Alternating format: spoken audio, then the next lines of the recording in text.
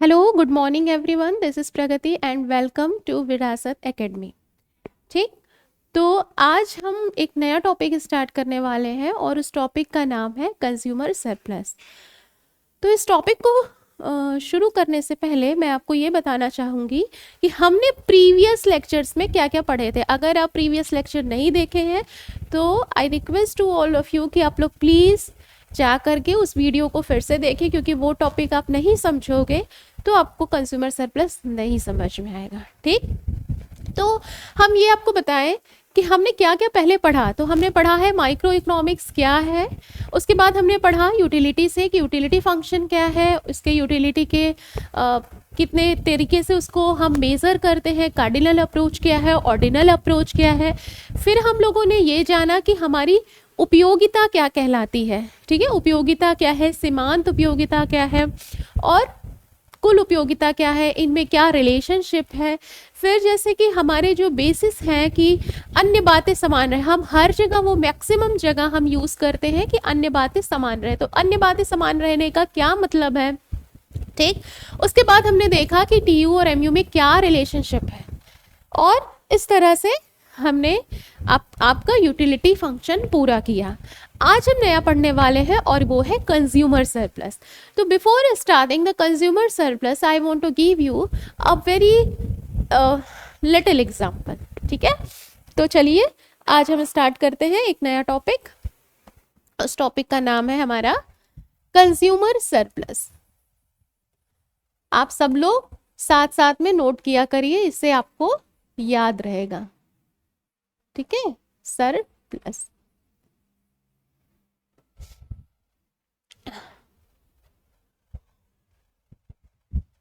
उपभोक्ता की बचत।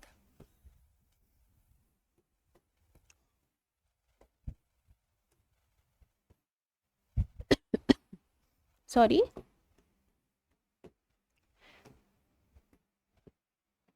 ठीक है, उपभोक्ता की बचत। तो उपभोक्ता बचत स्टार्ट करने से पहले मैं आपको एक छोटा सा एग्जांपल दे रही हूँ। जैसे सपोज करो कि बहुत तेज गर्मी है और बहुत तेज धूप है।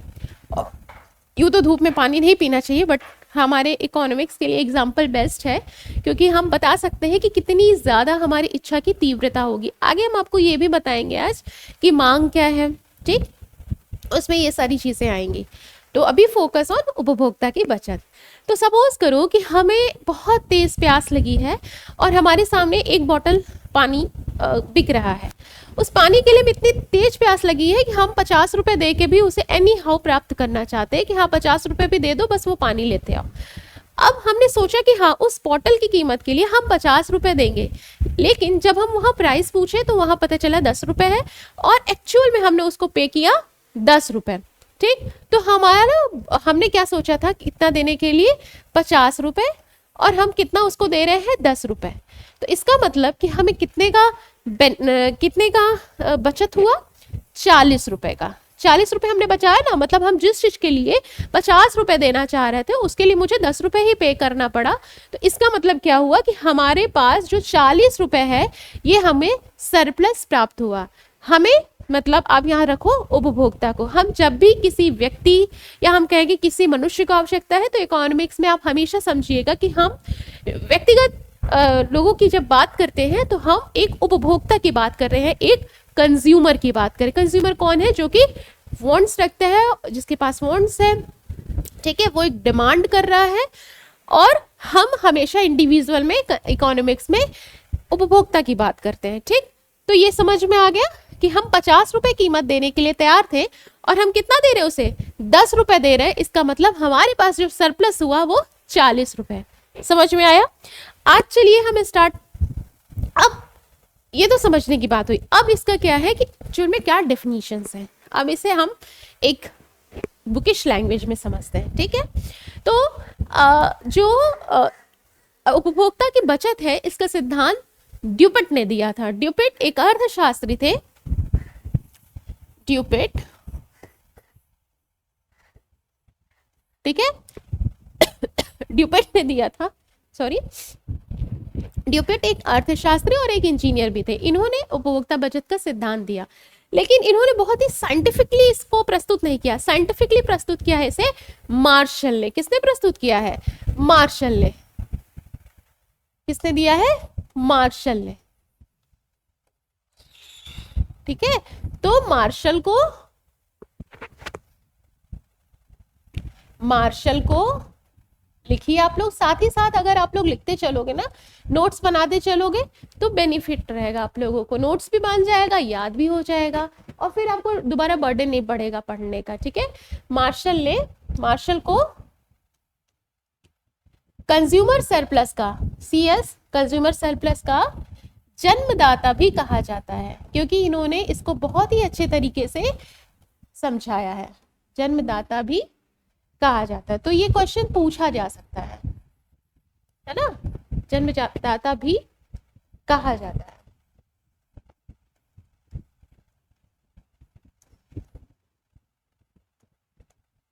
ठीक है, एक सेकेंड, फैन ऑफ।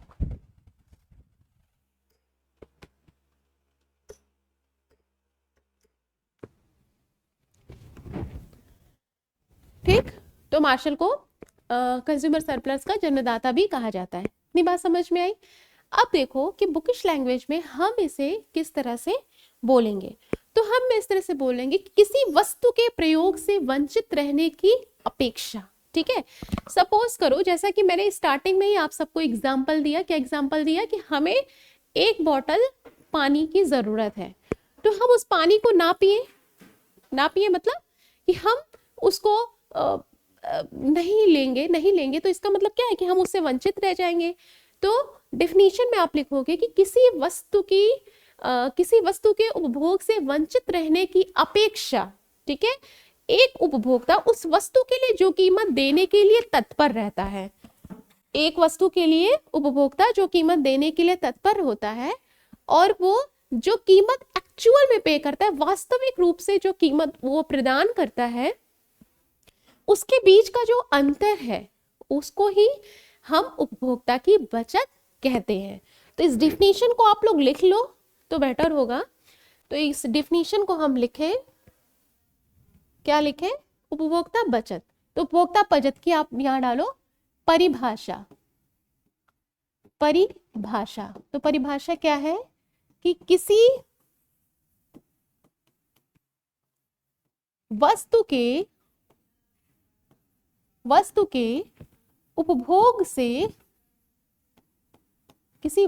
उपभोग से वंचित रहने की अपेक्षा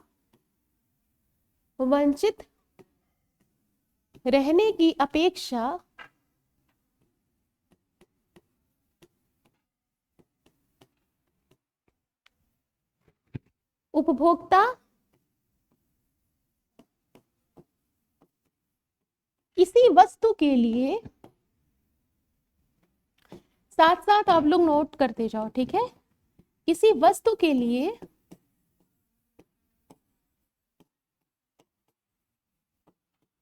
जो कीमत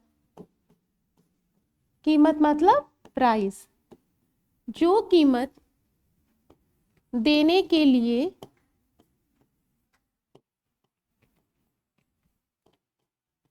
इच्छुक रहता है, या फिर आप लिखो यहाँ पे तत्पर रहता है, या तत्पर रहता है, और जो वो वास्तव में भुगतान करता है,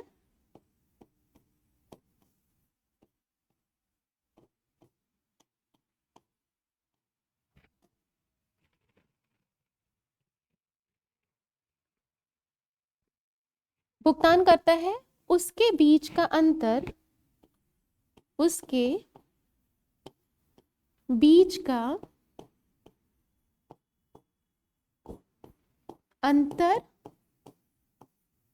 ही उपभोक्ता बचत कहलाता है।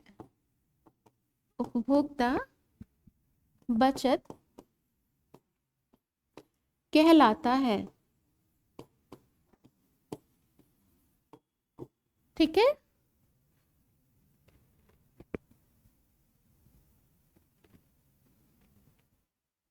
दिख रहा है? आप सभी लोग इसको नोट करो, ठीक है। तो प्रोफेसर मार्शल ने यह दिया कि किसी वस्तु के उपभोग से वंचित रहने की अपेक्षा उपभोक्ता किसी वस्तु के लिए जो कीमत देने के लिए तत्पर रहता है और जो वो एक्चुअल में पे कर रहा है उसके बीच का जो डिफरेंस है उसे हम उपभोक्ता की बचत कहते हैं। बात समझ में आई? एक डेफिनेशन अब और नोट करो कि ये तो हो गया हमारा मार्शल के अकॉर्डिंग।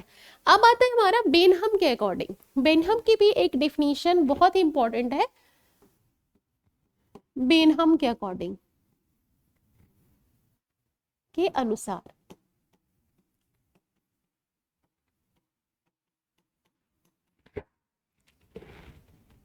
ठीक है, अब क्या नोट करोगे तुम लोग?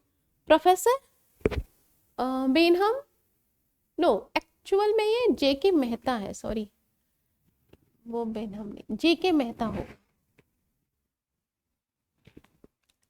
जेके मेहता का डेफिनेशन लिखो आप लोग, ठीक है? जेके मेहता, ठीक है, प्रोफेसर जेके मेहता के अनुसार।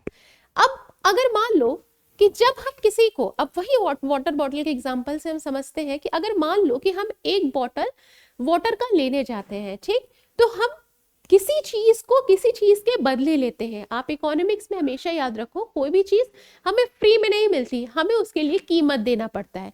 तो जब हम किसी व्यक्ति को मान लो कि कुछ खरीदने के लिए हम पैसे दे रहे हैं, ठीक है, हम मनी दे रहे हैं, तो हम भी तो अपनी उपयोगिता का त्याग करें। मान लो कि मेरे पास 50 रुपए हैं, ठीक, उसमें से हम 10 रुपए दे रहे हैं, तो हमको भी तो, अगर हम किसी को अपना पैसा दे रहे हैं तो पैसा देने से भी तो हमको एक अनुपयोगिता मिली, ठीक है, और हमको कोई चीज हमने खरीदी तो उससे हमको उपयोगिता मिली। एक बात याद रखना कि जब हम किसी चीज का त्याग करते हैं तो वो अनुपयोगिता में आता है, ठीक है, और जब हम किसी चीज को लेते हैं, ग्रहण करते हैं, या किसी चीज का जब हम उपभोग कर रहे हैं तो उसको हम उपयोगिता कहते हैं। तो जेके मेहता ने ये बताया कि हम किसी वस्तु को प्राप्त करने से जो हमको उपयोगिता मिलती है, ठीक है, इसको हम लिखेंगे किसी वस्तु को प्राप्त करने से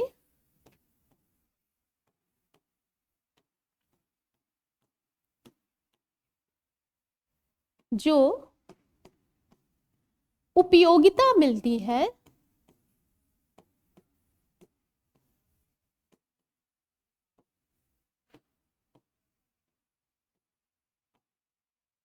और, ठीक है, किसी वस्तु को प्राप्त करने से जो उपयोगिता मिलती है और उस वस्तु को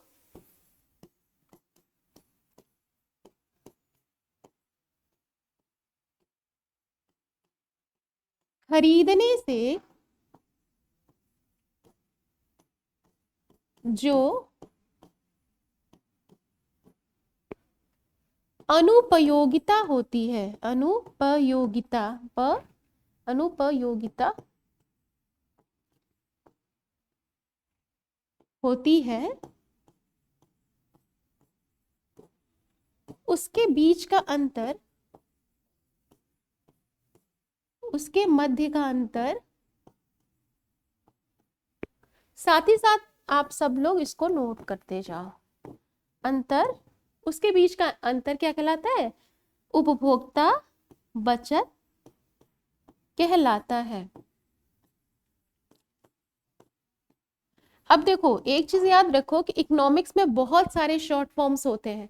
अब सिंस हम इसमें यहाँ पे रिटन नहीं लिख के लाते, हम आपको एक्चुअल में, जैसे लाइव क्लासेस में या फिर आप कभी ऑफलाइन क्लास करोगे तो एक्चुअल में जब एक टीचर स्टूडेंट को बोल के लिखवाता है तो हम वही प्रयास करते हैं कि आप जब भी इसे पढ़ो तो आपको लगे कि हाँ ये हमारे सामने टीचर है और हम पढ़ रहे हैं।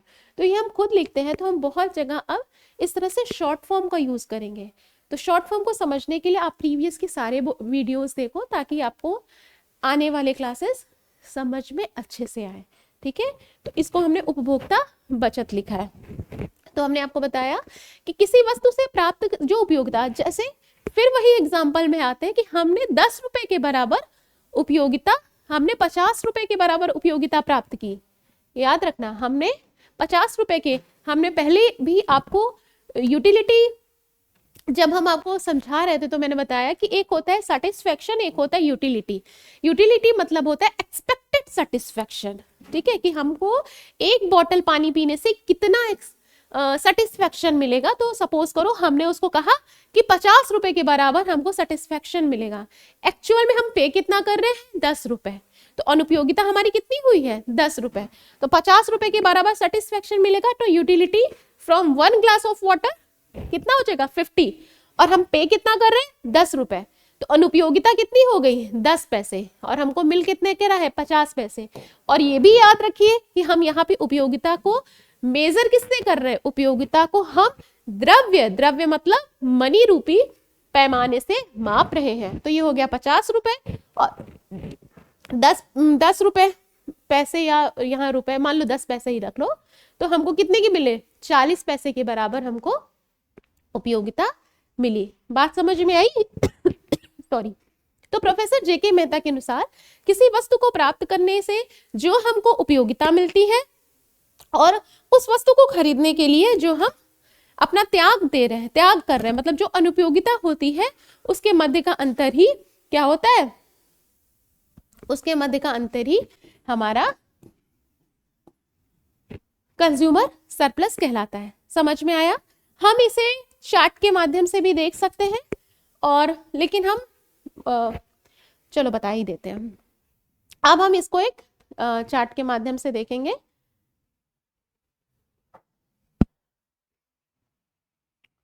अगेन हम यहां लिखेंगे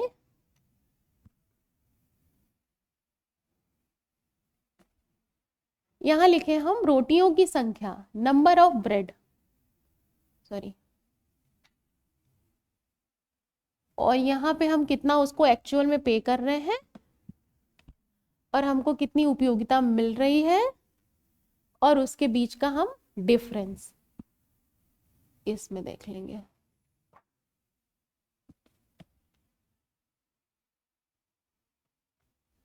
ठीक है, तो हम यहाँ नोट करेंगे, यहाँ लिखेंगे, हम क्या लिखेंगे, रोटियों की संख्या। आगे रोटियों का एग्जाम्पल हमारा यूटिलिटी से ही चल रहा है, तो हम रोटियां ही ले रहे हैं। ठीक है, वैसे भी बिना रोटी के तो पेट नहीं भरता, बहुत लोग चावल भी खाते हैं। रोटियों की संख्या, चूंकि चावल को तो हम गिनने नहीं बैठेंगे, तो हम रोटियों को गिन सकते हैं। ठीक है, चलो, तो रोटियों की संख्या हमने लिखा 1 2 3 देन 4 5, 5 रोटी बहुत है। ठीक है, 1 2 3 4 5, और इससे मिलने वाली जो हमारे जो हम इसको उपयोगिता है उसको हम पैसे में मेजर करें, सपोज करो उपयोगिता इन टर्म्स ऑफ मनी, तो यहां पे हम लिखेंगे उपयोगिता, यूटिलिटी, उपयोगिता।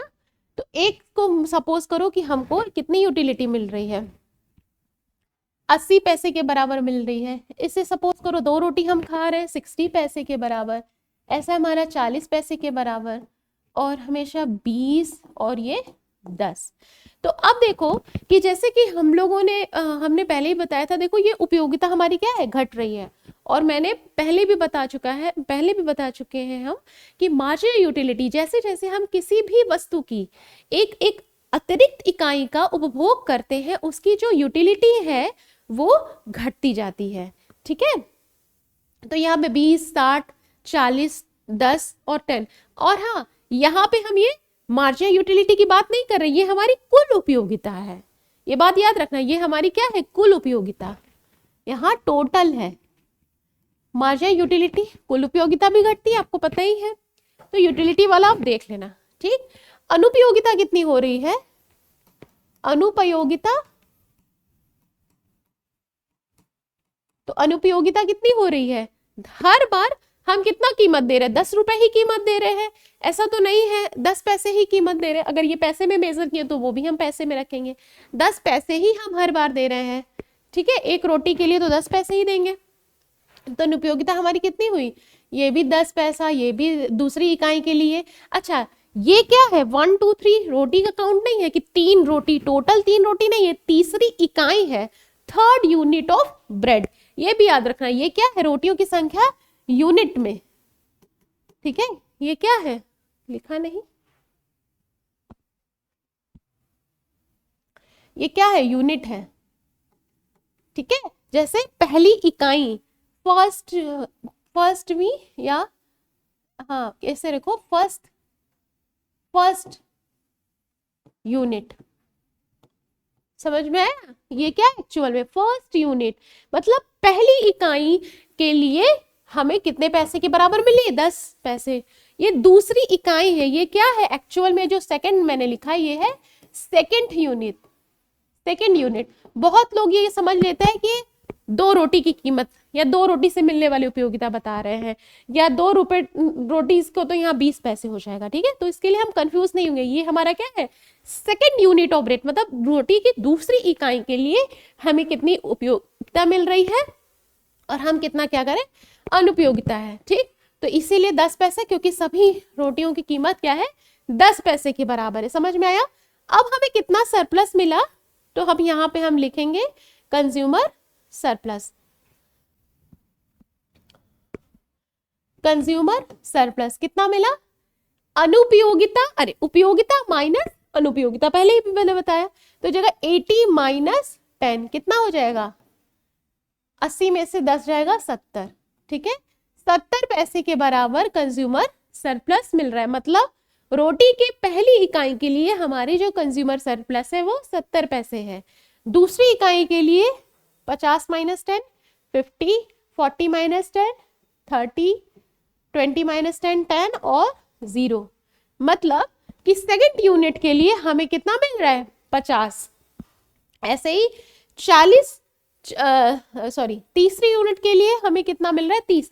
तो जैसे जैसे हम वस्तुएं हमारे पास होती जाती हैं, मतलब हम ज्यादा कंज्यूम करने जाते हैं, तो उसका जो हमारा जो उपभोक्ता के पास अब वो वस्तु ज्यादा मात्रा में हो गया, मतलब पहले 1 रोटी थी तो उसका कंज्यूमर सरप्लस ज्यादा था।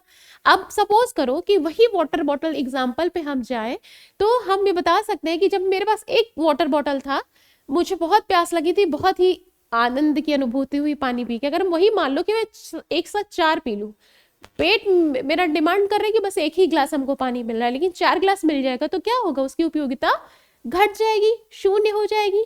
तो जब उपयोगिता हमारी शून्य हो जाएगी तो कंज्यूमर सरप्लस भी क्या है, यहाँ पे देखो 0 है। ये भी हो सकता है कि जब हमारी जो P है वो उपयोगिता के बराबर है, तो हमारा जो कंज्यूमर सरप्लस है वो 0 हो जा रहा है। समझ में आया। अब हम इसका क्या देखेंगे, डायग्रामेटिक रिप्रेजेंटेशन देखेंगे, तो इसको आप लोग नोट कर लीजिए। तो ये भी यहाँ पे भी आप लोग जोड़ सकते हो कि उपभोक्ता की कुल बचत कितनी हुई। अगर इसको ऐड ऑन करो, ऐड करके भी देख लो, कुल उपयोगिता 80 और यहाँ 60 समझ लो 120 हो गया, 120 130 और 210 हो जाएगा। देखो 4 2 6 7 7 7 14 2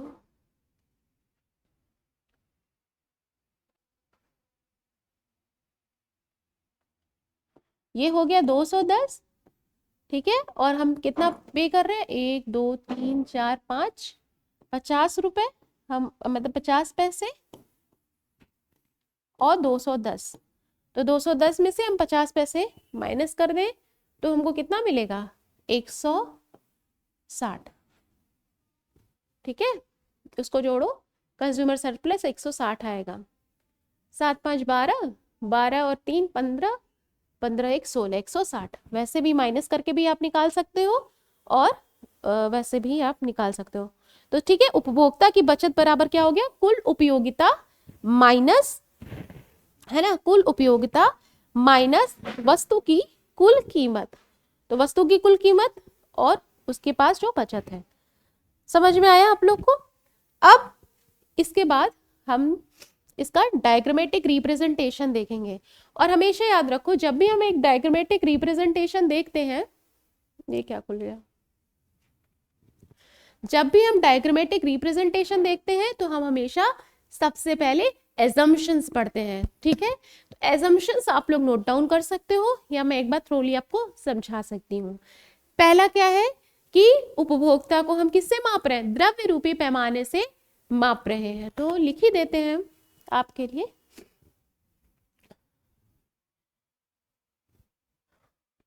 पहला एजम्पशंस क्या है, मान्यता।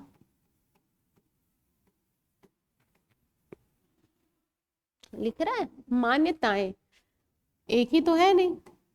तो पहला असम्पशंस क्या है कि उपभोक्ता कि ये हमको दिख नहीं रहा है, सॉरी, हाँ या वाइट से ही लिखते हैं आज। तो उपयोगिता को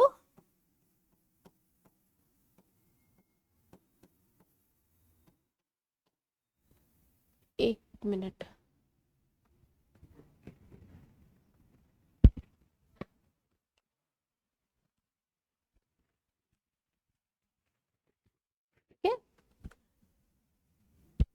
उपयोगिता को द्रव्य रूपी पैमाने से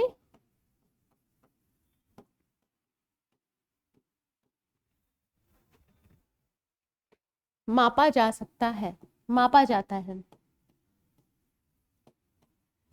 फिर से वही बात, ये किसका है, मार्शल का है। मार्शल का क्या अप्रोच है, गणनावाचक। गणनावाचक इंग्लिश में हम कहेंगे कार्डिनल अप्रोच। तो जब हम कार्डिनल अप्रोच की बात करते हैं तो हम ये हमेशा मान के चलते हैं कि उपभोक्ता के मुद्रा रूपी पैमाने से मापा जाता है।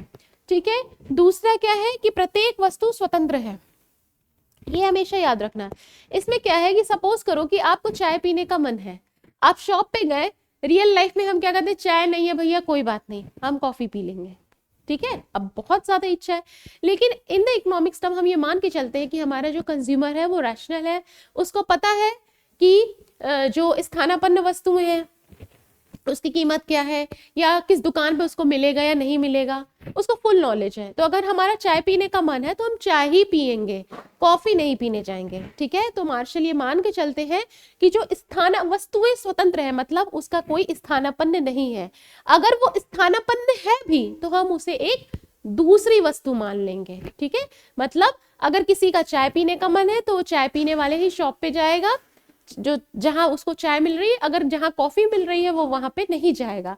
अगर जिसका कॉफी पीने का मन है वो कॉफी वाले शॉप पे जाएगा, चाय वाले शॉप पे नहीं जाएगा। जहां दोनों मिल रहा है तो जहां उपभोक्ता को जो चीज पीने का या खाने का मन है वो वही खाएगा। ठीक है, तो ये चीज याद रखना। तो हम थे, हाँ, प्रत्येक वस्तुएं, अब दूसरा एजम्पशन लिखिए, प्रत्येक वस्तुएं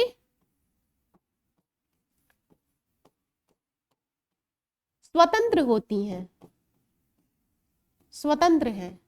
ठीक है, प्रत्येक वस्तु स्वतंत्र है। अगर किसी वस्तु का स्थानापन्न है तो उसे हम एक अलग वस्तु मान लेंगे। ठीक है, अब नोट करिए कि द्रव्य की सीमांत उपयोगिता, द्रव्य की सीमांत उपयोगिता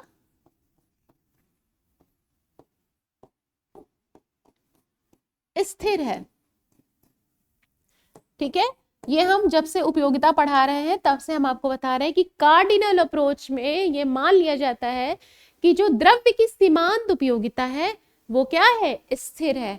लेकिन आगे जब हम हिक्स एलन अप्रोच पढ़ेंगे, जब हम तटस्थ वक्रों का अध्ययन करेंगे तो हम उसमें ये जानेंगे कि इंडिफरेंस कर्व में ये बताया जाएगा कि जो द्रव्य की सीमांत उपयोगिता है, क्योंकि जैसे जैसे हमारे पास से पैसा निकलता जाता है, हम खर्च करते जाते हैं, फिर हमको समझ में आता है कि जैसे सपोज करो कि आपको पॉकेट मनी आपके पेरेंट्स दिए, पर मंथ मान लो 1000 रुपए आपको मिल गए।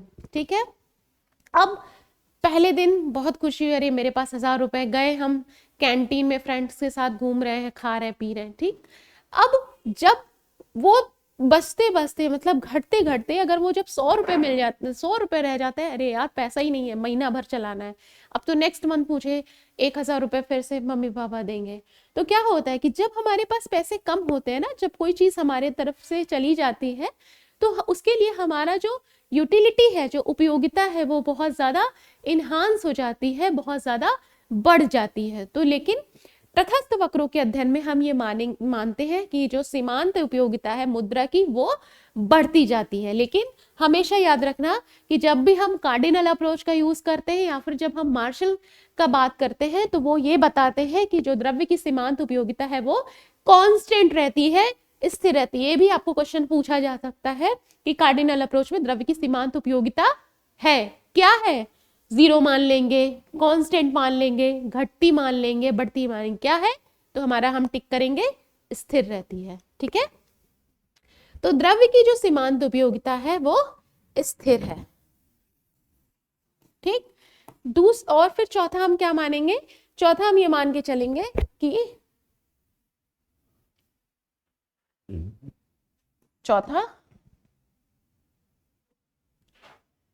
हाँ, चौथा, उपभोक्ता की जो रुचियां हैं, जो पसंद है, देखो जो मार्शल है ना, मार्शल किसी एक व्यक्तिगत लोगों की उपभोक्ता बचत की बात नहीं करता, वो क्या करता है, संपूर्ण बाजार को लेके चलता है।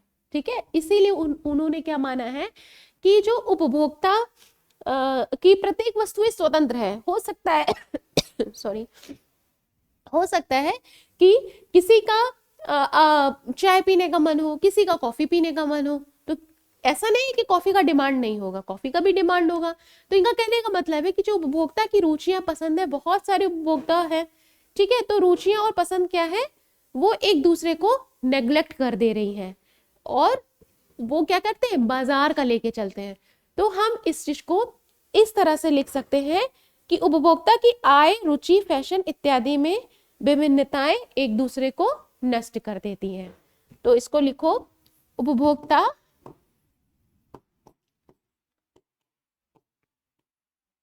की विभिन्न रुचियां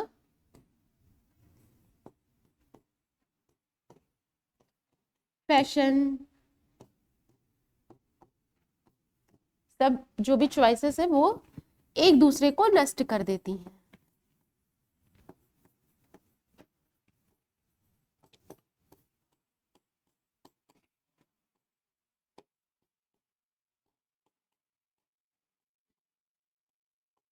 ठीक है, तो इतने सारे एजम्पशंस हैं, समझ में आया? अब हम दूसरा, अब हम इसका ग्राफिकल रिप्रेजेंटेशन पढ़ेंगे। एक बार फिर से आप लोग देख लो फिर। ठीक है, द्रव्य रूपी पैमाने से माप सकते हैं, सभी वस्तुएं स्वतंत्र है, इसका मतलब जितने भी सब्स्टिट्यूट है वो एक अलग वस्तु में है। ठीक, फिर हमने कहा कि द्रव्य की जो सीमांत उपयोगिता है वो स्थिर है। उपभोक्ता की जो विभिन्न रुचियां, फैशन एक दूसरे को क्या करती हैं, नष्ट कर देती हैं। ठीक, अब नष्ट कर देती है, इसका मतलब क्या है कि जो मार्शल है, मार्शल पूरे बाजार की बात कर रहा है। ठीक है, वो केवल एक इंडिविजुअल उपभोक्ता की बात नहीं करता।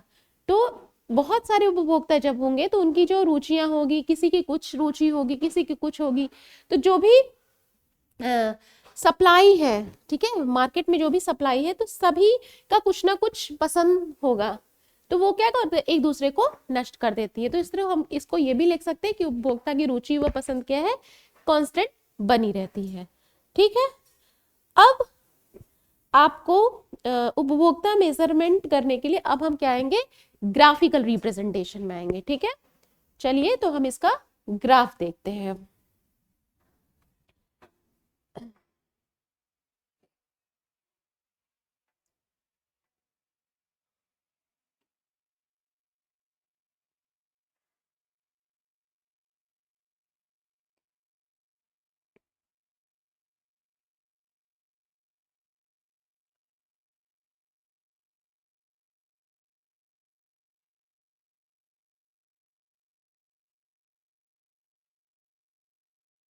ओके,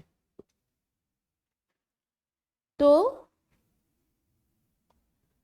यहाँ पे हो जाएगा तुम्हारा, आप कभी भी इकोनॉमिक्स में अगर आप एकेडमिक में हो, डायग्राम पढ़ रहे हो या बना रहे, तो हमेशा इस तरह से जरूर लिखो, यहाँ 0, यहाँ एरो बना के y और वहां पे x एक्सिस। ठीक है, ये y एक्सिस और यहाँ पे हो जाएगा ये x एक्सिस। अब हम पढ़ रहे हैं कंज्यूमर सरप्लस। तो कंज्यूमर सरप्लस में सबसे पहले यहाँ पे क्या आएगा, यहाँ पे हमें कितना आएगा, प्राइस आ जाएगा, और यहाँ पे क्वांटिटी, यहाँ पे लिखो क्वांटिटी और यहाँ पे हम लिखेंगे प्राइस। ठीक है, प्राइस। और आपको यहाँ पता ही है कि हम जो उपयोगिता है वो भी मेजर किससे कर रहे हैं, प्राइस से कर रहे हैं। ठीक है, तो price of the output, price और यूटिलिटी भी यहाँ पे लिखोगे, प्राइस और यूटिलिटी। ठीक, ये एरो क्यों बनाया मैंने कि इस तरह से जाने पे प्राइस बढ़ती है, इस तरह से जाने पर क्वांटिटी, इसलिए इस तरह से भी एरो, आप जब भी डायग्राम बनो इस तरह से एरो बना दोगे तो वो बहुत ही अच्छा लगता है देखने में। ठीक, अब हम यहाँ पे पढ़ रहे हैं, सपोज करो इस प्राइस पे, एक सेकेंड,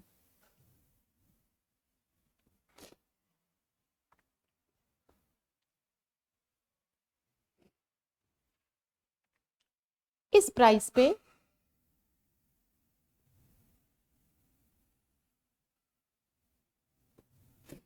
तो हमने क्या कहा, ये P1 है हमारा, क्या है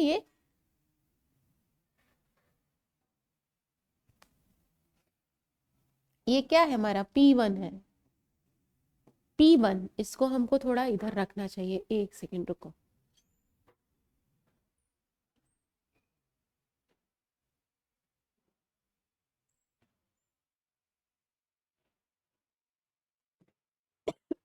सॉरी, यहाँ पे हम लिखेंगे P1, P1। ठीक है, ठीक, और ये क्या है हमारा Q1, Q1। ये हमारा क्या है, प्राइस एंड यूटिलिटी।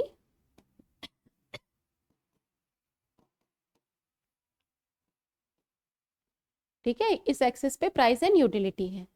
अब देखो यहाँ पे हम Q1 क्वांटिटी के लिए हम कितना दे रहे हैं, तुम्हारा OP1 प्राइस दे रहे हैं। ठीक, लेकिन Q1 क्वांटिटी के लिए जो हमारे पास टोटल यूटिलिटी है, यहाँ पे देखो, इसको थोड़ा सा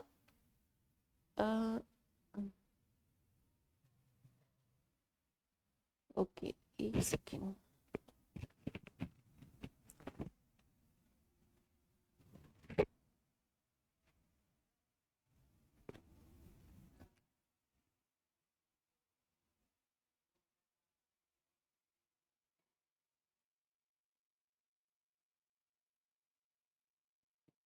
को ऐसे पढ़ाओ, इसको ऐसे पढ़ाओ।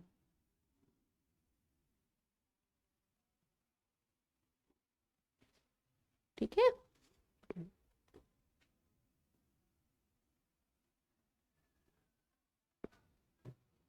ठीक, इस तरह से करोगे तो हम आपको, हाँ, पहले का जो ऊपर का वो मिलेगा। इसको बना भी सकते हो, नहीं तो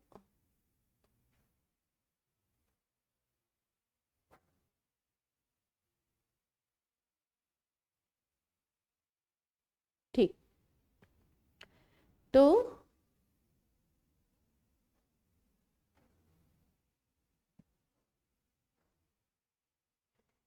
ओके, ठीक है, तो यहाँ पे हमने क्या देखा कि ये हमारा P है, और हमको सपोज करो कि मैंने यहाँ पे एक नाम रख दिया A। ठीक, तो हम OQ1 क्वांटिटी के लिए, अब ध्यान से देखो कि OQ1 क्वांटिटी के लिए हम कितना प्राइस पे कर रहे हैं, OP1 प्राइस कर रहे हैं, लेकिन हमें यूटिलिटी कितनी मिल रही है, OA के बराबर। अगर हम टोटल यूटिलिटी मापे तो हम यहाँ लिखे हैं total utility, total utility represent by OA यहाँ पे कुछ नाम डाल दो, सपोज करो B और Q1, ठीक है, O A B और Q1, O A B और Q1, ये ना, ठीक है, O A B और Q1, ये हमको टोटल यूटिलिटी मिल रही है, ठीक, और उसमें से हम प्राइस और हमारी अनुपयोगिता कितनी हो रही है, O P B Q1, ठीक है, कितना मिल रहा है हमको, यहाँ पे लिखो अनुपयोगिता, अनुपयोगिता कितनी हो रही है, या फिर हम प्राइस कितना दे रहे हैं, यहाँ पे लिखो प्राइस कितना दे रहे हैं,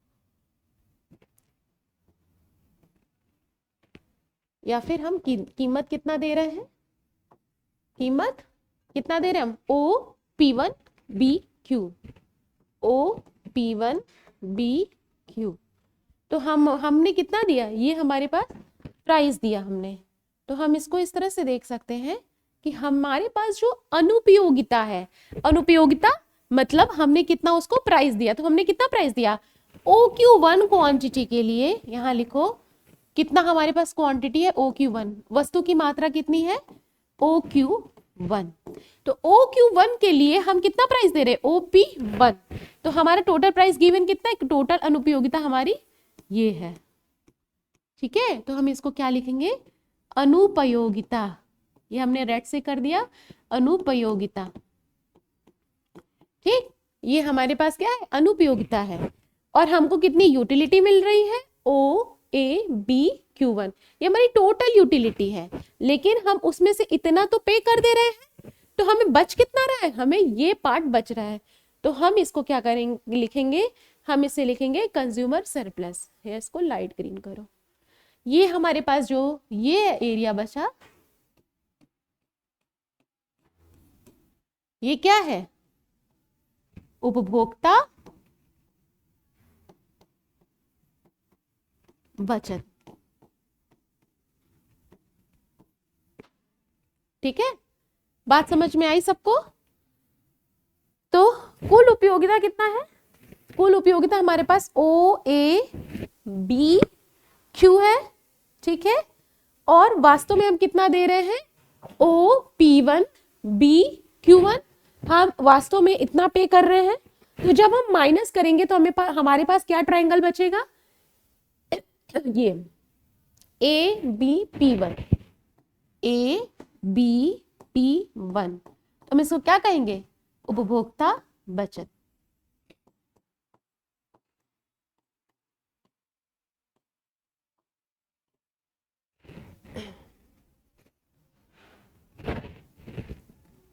ठीक है, तो इसको हम क्या कहेंगे, उपभोक्ता बचत, तो समझ में आ गया आप लोगों को, ठीक है, तो हमने क्या किया, हमारे पास हम जो टोटल यूटिलिटी है उसने में इतना हम माइनस कर देंगे, तो हमारा ये जो मिलेगा वो कंज्यूमर सरप्लस भी मिलेगा, इसका आप बहुत ज्यादा यूज देखोगे, आपका पब्लिक फाइनेंस में भी इसका यूज आएगा, आगे मैं बढ़ाऊंगी जब पब्लिक फाइनेंस तो बताऊंगी, ठीक है, ये समझ में आया। अब हम क्या देखेंगे, अब हम देखेंगे कि उपभोक्ता बचत का हम क्या क्या यूज कर सकते हैं, ठीक है, तो उपभोक्ता बचत का हम कहाँ कहाँ यूज करते हैं, तो सबसे पहले आप ये देखो कि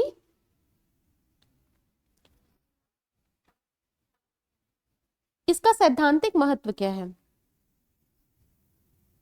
उपभोक्ता जो बचत होती है, सबसे पहले हम इसका एक थ्योरेटिकल महत्व देख लेते हैं, इंपॉर्टेंस देख लेते हैं, तो उपभोक्ता बचत है, सपोज करो कि अगर किसी देश में बहुत ज्यादा उपभोक्ता बचत है, ठीक है, उपभोक्ता बचत है मतलब कि वहां की वस्तुएं सस्ती है, भाई हम लोग देने के लिए तत्पर हैं, अब देखो एक रियल लाइफ एग्जांपल आपको दे रहे हैं, सपोज करो हमारे पास फ्लिपकार्ट पे भी ऑफर चलने वाला है 27 सितंबर से, ठीक है, हम प्रचार नहीं कर रहे, हम मतलब शॉपिंग करते तो बता रहे हैं आप लोग को, सपोज करो कोई चीज हम देखे थे, ऑफलाइन पता किए थे 500 की है, वही ऑफर में मुझे 100 दिखा रहा है, या मीशो पर कोई चीज से हम ड्रेस लेने जा रहे हैं, कोई चीज मुझे मार्केट में 1000 की मिल रही है, वहीं पे मुझे 200 250, इस तरह से मिल रहा है प्रोडक्ट। तो हम सोच के चले थे ना कि 1000 सॉरी 1000 हमारा इस प्रोडक्ट की प्राइसिंग होगी, हम 1000 भी देने के लिए तैयार थे, लेकिन ऑफर में हमको वो चीजें 100-200 में 200 रुपए में मिल जाए, तो हमें हमारे पे कितना पास बचा 800 रुपए।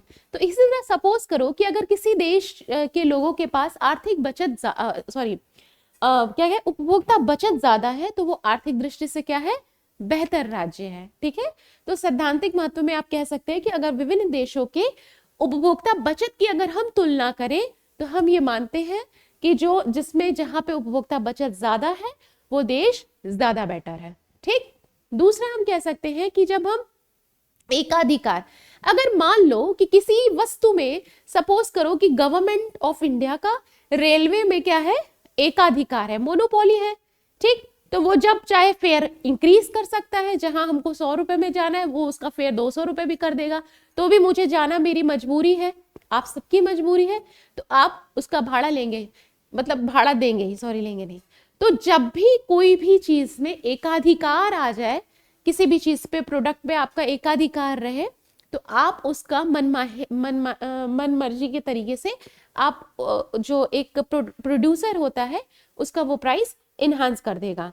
उसके बाद क्या है कि हाँ, राजस्व में, ठीक है, डेड वेट लॉस वगैरह ये सब भी चीजें में भी इसका इम्पोर्टेंस है। तो इस तरह से हमारा उपभोक्ता बचत बहुत ही ज्यादा इम्पोर्टेंट वेरिएबल है। अब इम्पोर्टेंट फिनोमेना है। अब इसका अगर हम आलोचना पढ़ें, कुछ क्रिटिसिज्म सेम वही चीज है कि द्रव्य रूपी पैमाने से नहीं मापा जा सकता। दूसरा एक महत्वपूर्ण क्रिटिसिज्म जैसा कि मार्शल बताते हैं, मार्शल तो किए, मार्शल का हम आगे हम उपभोक्ता बचत तटस्थ वक्रों के माध्यम से पढ़ेंगे। तो वो जब मैं आपको तटस्थ वक्र पढ़ाऊंगी, जब इंडिफरेंस कर्व स्टार्ट करूंगी, उसमें हम ये आपको कंज्यूमर सरप्लस तटस्थ वक्रों के माध्यम से बताएंगे, क्योंकि अभी तो हमने इंडिफरेंस कर्व नहीं पढ़ाया है, तो आई थिंक कि वो थोड़ा समझना आप किसी किसी के लिए मुश्किल हो सकता है, इसलिए उसको मैं नहीं बताऊंगी। लेकिन इसमें जो हम अगर एजम्पशन की जो हम बात करें, आप हमेशा याद रखना कि जब भी हम लोग इकोनॉमिक्स में पढ़ते थे तो जो हमारी मान्यता होती है वही हमारी आलोचना बन जाती है। ठीक है, हम जिस चीज को मानते हैं सामने वाला व्यक्ति बस उस मान्यता को लेकर हमारी आलोचना कर सकता है। तो बहुत सिंपल है कि अगर मान लो कि द्रव्य की सीमांत उपयोगिता स्थिर है, ये भी एक क्रिटिसिज्म में, इसके ऊपर अगर एंट्रेंस बेस्ड क्वेश्चन, तो मैंने आपको पहले ही बताया था, पूछ सकता है कि कंज्यूमर सरप्लस पे अगर गणनावाचक है तो द्रव्य की सीमांत उपयोगिता क्या होती है, स्थिर होती है। ग्रेजुएशन जो सीयू टेट का एग्जाम देने जा रहे हैं उनके लिए है फिलहाल, क्योंकि पोस्ट ग्रेजुएशन और नेट एग्जाम के लिए तो ऐसा सिंपल क्वेश्चंस तो नहीं पूछता, बट आपको ये कॉमन नॉलेज होना चाहिए। ठीक है, तो द्रव्य की जो सीमांत उपयोगिता इन्होंने स्थिर मान ली है, तो जब हम, यही इनका सबसे बड़ा आलोचना है कि द्रव्य की सीमांत उपयोगिता स्थिर नहीं होती, बढ़ती है, मैंने पहले भी आपको बताया। फिर उसके बाद उपभोक्ता की जो रुचियां है, फैशन है, वो इसमें कह रहा है कि नष्ट कर देते हैं। अब आप ही लोग देखो, ये मिंत्रा पे कुछ और सेल चल रहा है, मीशो पे कुछ और चल रहा है, रियल मतलब फ्लिपकार्ट पे कुछ और चल रहा है। तो फैशन तो मेरे ख्याल से तो बदलता ही रहता है, बट हाँ ये लिखते हैं कि नष्ट कर देती है, तो ठीक है। उपयोगिता को द्रव्य रूपी पैमाने से मापा जा सकता है। देखो, मापा तो जा सकता है, बट हम ऐसा नहीं कह सकते कि मुझे 80 पैसे के बराबर उपयोगिता मिल रही, क्योंकि जो हमारी यूटिलिटी है, मैंने बहुत बार इस चीज को बताया है कि यूटिलिटी है वो एक साइकोलॉजिकल फिनोमिना है। ठीक है, एक क्या है, मनोवैज्ञानिक धारणा है। तो मनोवैज्ञानिक धारणा को आप इस तरीके से क्या कहते हैं, आप किसी भी मनोवैज्ञानिक धारणा को आप एकदम मेजर नहीं कर सकते, आप बता सकते हैं। ठीक है, आप एक क्वालिटेटिव बता सकते हैं, उसे क्वांटिफाई नहीं कर सकते। ठीक है, हम बता सकते हैं कि हाँ, हम ये कह सकते हैं कि इससे ज्यादा मुझे ये पसंद है, मतलब हम एक प्रेफरेंस दे सकते हैं, बता सकते हैं, लेकिन हम कंपैरिजन नहीं कर सकते, क्वांटिफाई नहीं कर सकते। तो ये इनकी आलोचना है।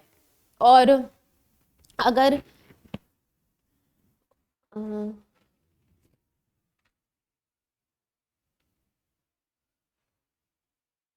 और भी है कि हाँ, इसमें एक चीज और भी मैंने बताया था कि प्रत्येक वस्तु स्वतंत्र है। अगर मान लो कि स्थानापन्न वस्तुएं हैं, स्थानापन्न वस्तुएं स्वतंत्र कैसे हो गई? अगर मान लो कि आप कहीं भी गए हो, उपभोक्ता पूर्ण रूप से कभी भी रैशनल नहीं होता, लेकिन हम अर्थव्यवस्था में ये मान के चलते हैं कि हमारा उपभोक्ता क्या है, रैशनल है। तो ये सारी चीजें भी हमारे आलोचना में आएंगी। ठीक है, तो ये सारी चीजें हैं आपका कंज्यूमर सरप्लस में। आई होप कि आप लोगों को ये अच्छे से समझ में आ गया होगा। और अगर हम इंडिफरेंस की बात करें तो एक शॉर्ट में हम आपको इंडिफरेंस कर्व भी समझाते हैं और उसके माध्यम से मैं आपको बताने का प्रयास करती हूँ। जैसे, एक मिनट पानी पी लें हम थोड़ा।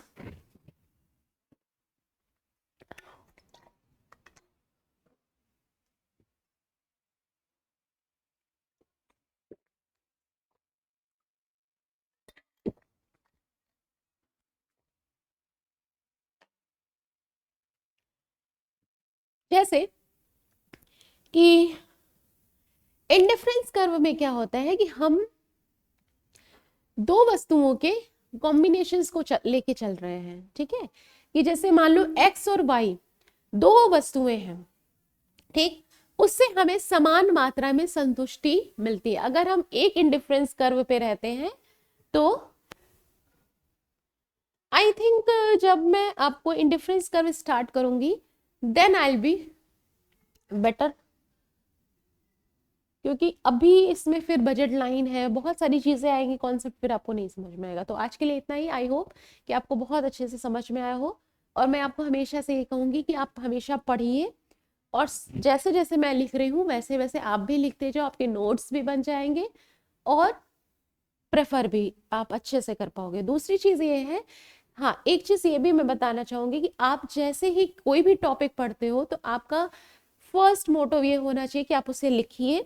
लिखने के बाद उससे रिलेटेड जितने भी क्वेश्चंस हैं, अगर आपको कहीं से भी मिले, जैसे कि अभी हम कंज्यूमर बिहेवियर ही पढ़ रहे हैं, तो आप उससे जितने भी रिलेटेड टॉपिक हैं, जो भी आपकी टेक्स्ट बुक है और जो भी यहाँ पे समझाया जा रहा है उससे रिलेटेड जितने भी क्वेश्चंस हैं, वो आप क्वेश्चंस को लगाना स्टार्ट करिए।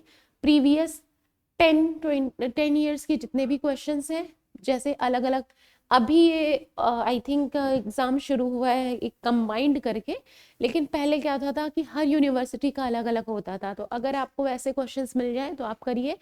और ये भी याद रखिए कि अगर आप ग्रेजुएट के हैं तो कोई बात नहीं, आप पोस्ट ग्रेजुएट्स के भी क्वेश्चन अगर आप कर सकते हो, क्योंकि मोस्ट प्रेफरेबल टॉपिक, ये सारी टॉपिक मैंने बहुत ही डिटेल में पढ़ाई है, ग्रेजुएशन लेवल से शुरू करके अप टू पीजी लेवल तक मैंने आपको पूरी डिटेल में स्टडी करवाते हैं हम। तो आप उन सभी क्वेश्चंस को जितना आप कर सकते हो आप करिए, और हम ट्राई करेंगे कि हम हर एक वीकेंड पे आपको क्वेश्चन आंसर प्रैक्टिस कराएं। और बस, ठीक है। और अब हम नेक्स्ट टॉपिक में अब हम पढ़ेंगे मांग। और जब हम तटस्थ वक्र पढ़ाएंगे तो हम आपको इसको इंडिफरेंस कर्व के माध्यम से भी बताएंगे कि उपभोक्ता बचत को किस तरह से मेजर किया जाता है। ठीक है, थैंक यू फॉर दिस।